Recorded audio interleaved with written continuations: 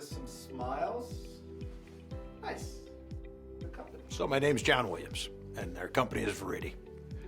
Viridi solves for energy storage with respect to renewable sources. So we store renewable electric energy, but we're the only company in the world that does it safely. And safely is very important because if you want an energy storage device in your home or business or daycare center, it needs to be safe and it can't cause a secondary event. So what Viridi solved for, what we invented, what we created, was an architecture that allows lithium-ion technology to be used widely in occupied spaces. Today, there really isn't a storage industry outside of grid scale. So grid scale storage gets done in huge containers in the middle of fields that really don't need safety protection because if a container blows up, it burns and we get upset, but nobody gets hurt. The industry being behind the meter, inside the building, we've created. And I would say as a disruptor, it's more of a disruptor to the way we can rely and use energy compared to what we have today from a technology standpoint. So we're disrupting really the fossil industry because today the only energy you can store reliably and at scale is fossil. With our pack system, you can now store reliably at scale distributed electric energy. So good news about this energy transition is we have a chemistry and a platform that is very energy dense, it's very scalable, has great temperature ranges, has great life cycle, has no memory. It does everything we want a storage device to do. The bad news is it blows up. And that happens for many reasons, but one of the reasons is a chemical failure in the cell over the arc of its life. It builds resistance inside the cell, resistance creates heat creates a reaction, and the cell goes bang. We solved for that. And we didn't solve for it with chemistry. We use the exact same cell that Tesla uses, or an e-bike. We solved for it with architecture. So we created material science in our pack that when that cell lets go, we capture that energy and we prevent it from chain reacting. So when one cell lets go, it's a bang, but when 5,000 cells let go, it's a building fire. So we let the one cell let go, we just prevent it from going to the next. So we all talk about sustainability, but what is sustainability? It's just efficiency. That's all it means. It just means let's be more efficient at what we're doing today than we were yesterday. And if we're more efficient today, it's going to cost less, we're going to use less, and we're going to have a better outcome. So we focus on efficiency.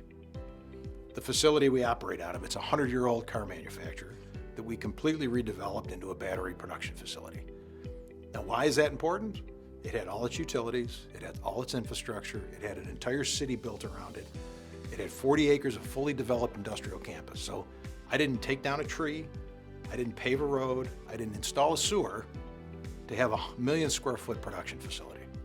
Our workforce is comprised of people who've never been in the workforce. Why is that important? Because they are all part of our economic system, but they've never had access to sustainable economic prosperity. There's a lot of reasons that that's happened, but most of those reasons are non-work related, meaning they're capable of doing the job, they want to show up on time, they want to take care of their families, but they don't have transportation, they might not have daycare, they might not have health care, they might not have a permanent living address, they might be formally incarcerated. There's a lot of things that happen up to that job that prevents them from being reliably employed. We fix all that, right? We started a not-for-profit that runs next to us that is almost like a concierge of employment issues. Because of that, we have an 80% retention rate. 60% of our workforce are non-white. Industry standard's about 10. And the majority of our workforce had former issues legally. I don't want to say they were all incarcerated, but they had former legal issues that we don't screen for. We have great retention rates. We have 300 resumes sitting on our desk right now of people ready to go to work, and half of our workforce walks to work every day. Every manufacturer in upstate New York is scrambling to find workers, and they're outbidding each other to hire people. I have 300 resumes of people who are ready to go to work. So you could say I'm doing this from a philanthropic bent. You could say I have a social justice perspective. But at the end of the day, this is good for the company, right? Committed people who want to stay and feel connected to your business are the best people to partner with. And there really aren't workers and bosses anymore. We're all partners in this, right? Because it doesn't matter. We're only as good as the worst person we hired. So if we can find really good people, and those people train the new individuals who come into the company, we have a really good place to work. And we make really great product, and we lead an industry, and everybody makes money. This is what I do. I mean, it's never been work, right? It's just about solving the next problem. And for me, an entrepreneur is really somebody that looks at the world and says, what are the problems that haven't been solved? And which of those problems does my skill set allow me to address? And that's it. And if you fix a problem, you typically get paid for it. I mean, when others see their own value, and sometimes it's not entrepreneurial that they see, but they see the return they get as a result of working, right? And they figure out that they can put their kids through school, and they can buy a car and have a nice home and have economic stability. So whether you're a line worker that has innovation in how we assemble, or you're me, you're an entrepreneur, right? You're adding value to something that wasn't there before. And as a result of that value add, your worth becomes accretive, right? You add economic value to yourself. There's a macro concept to this business, right? So today, if you look at our worldwide economy, about 3% of our economy are electric vehicles or passenger vehicles. So if you took every automotive company in the world and added them together, they represent about 3% of our world GDP. The other 97% is everything else. All of our electrification efforts to date have primarily been on electric vehicles. All right, so we're chasing 3% of the GDP with investment, research, sales, marketing, everything. Well, if we don't convert the 97%, it doesn't matter if we turn every car electric. We're not going to move the needle on carbon. When we saw that we could do this, right, so the aha moment was when we actually got to like 6 out of 8 successful tests, and we actually realized we can control this energy. That was the aha moment, because once you do that, you now have access to the 97%. And 97% of the world GDP is a big market.